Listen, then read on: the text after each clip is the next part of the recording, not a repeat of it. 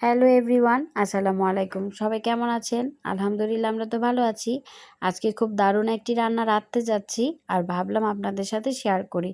তো চলেন দেখি আমি কি রান্না করছি। এখানে আমি নারিকেলি চিকেন রান্না করব।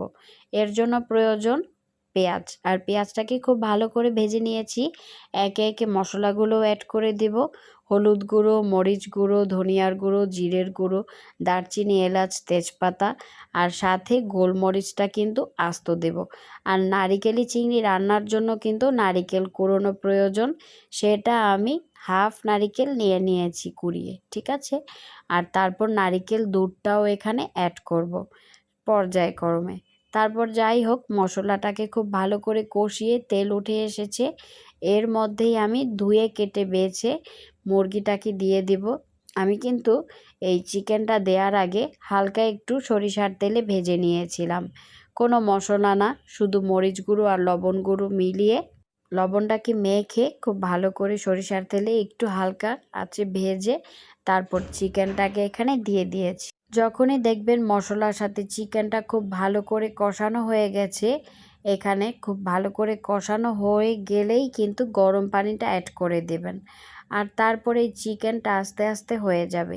এখানে এই চিকেনগুলো না খুব সুন্দর, একেবারে বড় সাইজের চিকেন আমি নিয়েছি আজকে। আর এইটা রান্না করতে যেমন টেস্ট হয়, খেতেও তেমন টেস্ট হয়। টেস্ট বলতে ভুল হবে, অ্যাকচুয়ালি ফ্লেভারটা খুব সুন্দর আসে, ঠিক আছে। আর এখানে আমি আলু কেটেও নিয়েছি, আলুগুলোও আমি দিয়ে দিয়েছি অলরেডি।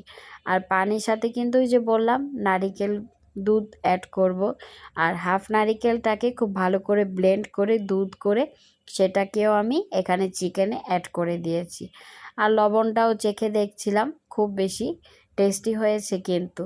আর এখানে একেবারে নামানোর কিছুক্ষণ আগ মুহূর্তে কাঁচামরিচ ফালা করে দিয়ে দিয়েছি।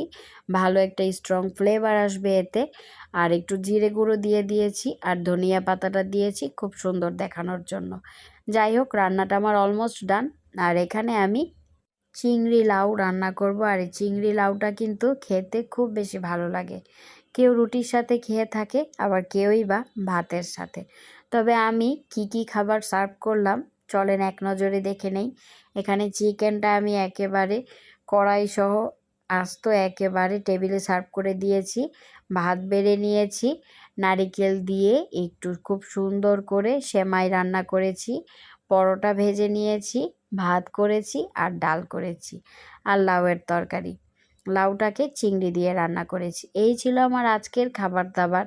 আপনারাও কে কী খেলেন যদি আমাকে জানাতে ইচ্ছে হয় তাহলে কিন্তু কমেন্ট বক্সে এসে জানাতে পারেন।